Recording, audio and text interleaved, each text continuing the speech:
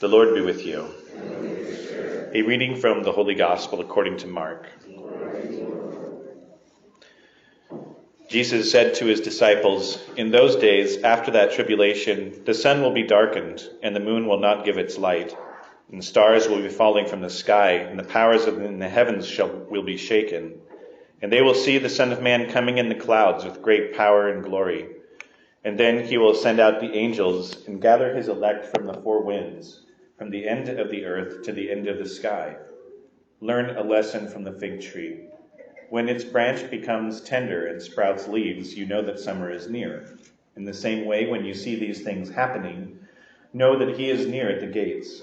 Amen, I say to you, this generation will not pass away until all these things have taken place.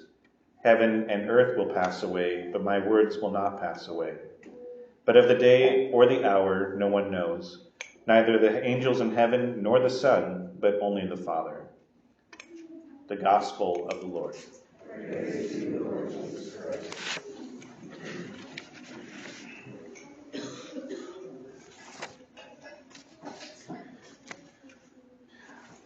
The readings that we just heard, they are all about the end of the world, the literal, actual end of the world. Our first reading from the book of the prophet Daniel says this: "In those days it shall be a time unsurpassed and distressed since nations began until that time. At that time your people shall escape, everyone who is found written in the book. Many of those who sleep in the dust of the earth shall awake. Some shall live forever. Others shall be in everlasting horror and disgrace. But the wise shall shine brightly like the splendor of the firmament, and those who lead the many to justice shall be like stars forever." And Jesus says similar things in the gospel that we just heard, where he says, "In those days after that tribulation, the sun will be darkened, and the moon will not give its light, and the stars will be falling from the sky, and the powers in the heavens will be shaken. And they will see the Son of Man coming in the clouds with great power and glory. And then he will send out the angels to gather his elect from the four winds, from the end of the earth to the end of the sky." How are we supposed to understand all of this? Are the dead actually going to literally rise from their graves like zombies or something? Is the sky going to literally be darkened at the end of times? Is the moon going to lose its light? Is that even possible? Will the stars actually fall from the sky? Is Jesus going to come in riding on the clouds like he says? What does this all mean? How are we supposed to understand this? Is Jesus speaking literally, or is all of this sort of symbolic speech that he's some sort of symbolic meaning? Is this actually going to happen? Am I ever going to stop asking questions about this sort of passage? We tend to get really excited or scared or anxious about these sorts of topics, right? Many Christians for many generations have made the mistake of interpreting the signs of the times and taking them to mean that the world is going to end on a certain date that they're going to try to predict. We have so-called biblical scholars who attempt to put a date on the end of time. A few years ago, we had the whole Mayan calendar thing of 2012. The Y2K bug of 2000 was supposed to bring modern civilization to its knees. And we all seem to survive the year of hell known as 2020. The election of Joe Biden as president was supposed to mean the end of the world. The election of Donald Trump as president was supposed to mean the end of the world. The election of Pope Francis was supposed to mean the end of the world, but it didn't happen.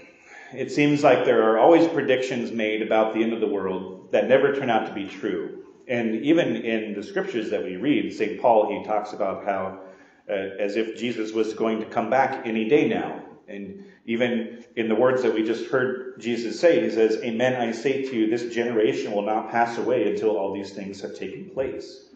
So what's going on? Every attempt to, quote unquote, figure out when Jesus is coming for the final time, those people who are trying to do that, they all make the same mistake, because here's the truth. Nobody actually knows, because it's not for us to know. And that might be hard for us to deal with, but even Jesus says he doesn't know. In the gospel, he says, "Of that day or hour no one knows, neither the angels in heaven nor the Son, but only the Father." So why should some guy on TV wearing a suit, holding a microphone and talking in a southern accent know the end of time if Jesus doesn't know the end of time? The reason is because they're trying to sell you something. And I'm not here to sell you anything. I'm here to teach. So what is it that the Catholic Church actually teaches about the end of time? Let's go through it. First of all, let's put to rest the notion that anybody is ever going to be able to figure out when the end of time is coming. Jesus himself says it's not for us to know. Only the Father has decided in his own authority when that will be. And obviously Jesus is God. So in that capacity, he knows when the end of the world is going to be. But his role on earth did not include giving us a calendar of events. That's not what Jesus' purpose was on this earth. He came to teach us how to live, to redeem us. He came to win for us a place in our Father's house in heaven. He didn't come to give us a deadline. What would it be like if Jesus actually did tell us exactly when the world would come to an end? It would probably look like a lot of procrastination.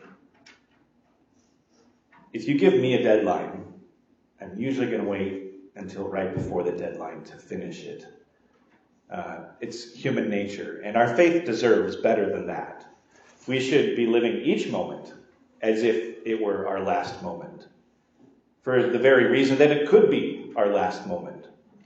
If we knew the moment of the end of the world or the end of our lives, I think it would totally change for the worse how we live and act. This world would be an awful place if we were all just waiting around to the very end to be good. The end of the world could come at any moment, and that's sort of the point. You'll live a better life if you live knowing just that. And so we're still living in the end times, according to Jesus. These end times are marked by distress, by the trial of evil, which affects even the church. It's time of waiting and watching, because we don't know when it'll come. So what about all this other stuff that Jesus talks about, all these signs and wonders, and signs in the heavens and things like that? What does the church say about that? Well, the truth is that we've been seeing signs and wonders for a long time now. Jesus had signs and wonders coming out of his nose. The signs and wonders of the end times began the moment that God set foot on this earth. Jesus has already brought in the age of the end times. We're living in it right now. And we have been for centuries. Jesus' work on earth proves that to us. Throughout these end times, we have seen stars falling to earth. We have literally seen the sun dance. We have seen the moon blacken. We routinely see wine turning into the blood of God. We have witnessed miracles and signs and miracles upon miracles. Jesus performed countless signs and miracles, and they attest to the fact that he was the one promised by God, the Messiah. The Catechism says this: by freeing some individuals from the earthly evils of hunger, injustice, illness, and death, Jesus performed messianic signs. Nevertheless, he did not come to abolish all evils, but to free men from the greatest slavery, sin, which thwarts them in their vocation as God's sons and daughters and causes all forms of human bondage. The point of all of these signs is that they're evidence to us that God has already won. Even the demons in the Gospels, when they were being exorcised by Jesus, they freely admitted this, that these fallen angels only have to look forward to a sliver of time that they have left to torment us. The coming of God's kingdom in the person of Christ meant the end of the kingdom of Satan. And Jesus casting out demons leads up to Jesus' complete victory over Satan on the cross. So we are already living in the end times. We have already seen signs and wonders. But what's this whole second coming thing, and what's that going to look like? Here's what the Catechism says about that. Though already present in his church, Christ's reign is nevertheless yet to be fulfilled by the King's return to earth. This reign is still under attack by the evil powers, even though they have been defeated definitively by Christ's Passover. So in other words, the Catechism is telling us that Jesus will come back. The Catechism continues, but before Christ's second coming, the church must pass through a final trial that will shake the faith of many believers. The persecution that accompanies her pilgrimage on earth will unveil the quote-unquote mystery of iniquity in the form of a religious deception, offering men an apparent solution to their problems at the price of apostasy from the truth. The supreme religious deception is that of the Antichrist, a pseudo-messianism by which man glorifies himself in place of God and of his Messiah come in the flesh.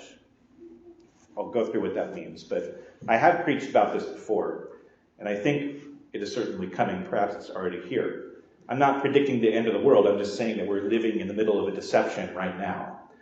The devil uses all sorts of things to deceive us, but what the Catechism is talking about here is the final deception. So what does that mean? Well, it says, the supreme religious deception is that of the Antichrist, a false Messiah, by which man glorifies himself in place of God and of his Messiah. And it's scary to think how close we are to that right now. In other words, the Catechism is saying that science and technology and modern conveniences will replace faith. This is the reality proposed to us by kind of the people that are running the show right now, big tech companies, big government people. This is what they want. They're essentially saying, why do you need God if technology can make you live forever? Religion is silly. It's out of date. They say, do you really believe those ridiculous stories in the Bible?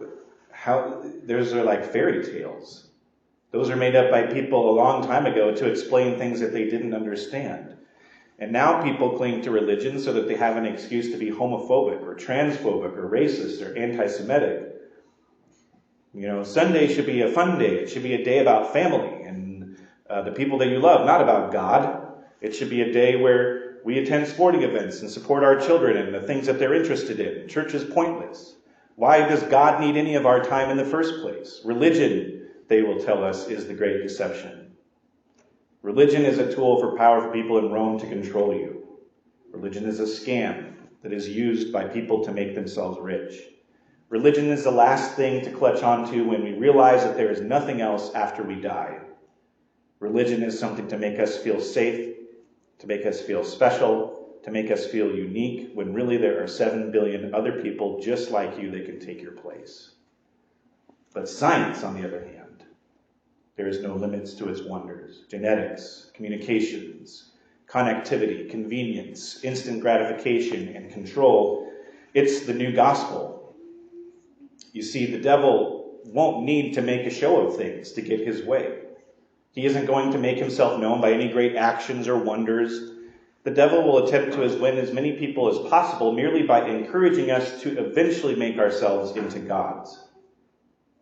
That's the final deception, that we don't need God. The final deception is that there won't seem to be any point to God or religion at all. So here's what we know about the second coming. The Catechism says, on Judgment Day at the end of the world, Christ will come in glory to achieve the definitive triumph over good or evil, which, like the weeds and the wheat, have grown up together in the course of history. When he comes at the end of time to judge the living and the dead, the glorious Christ will reveal the secret disposition of hearts and will render each person according to his works and according to his acceptance or refusal of grace. Our attitude to our neighbor will disclose acceptance or refusal of grace and divine love. On the last day, Jesus will say, truly I say to you, as you did to one of these least of my children, you did it to me. So does anything that I've been talking about really change anything? Not really. I don't think I've actually told you that much, so you probably didn't already know. But perhaps I've given you insight into how to respond to what people have to say when it comes to the end of the world. Essentially, you don't have to remember anything that I've told you except for this. Simply be the best Catholic that you can. I said that last week too, and I'm saying that if you do that, then you'll have nothing to fear about the end of the world. No deception, no worldly marvel could ever sway your heart if you simply stay close to Christ. The world will try its hardest to make it seem like God isn't real, but I assure you, he most certainly is. He has already won the fight for us. We simply need to follow him.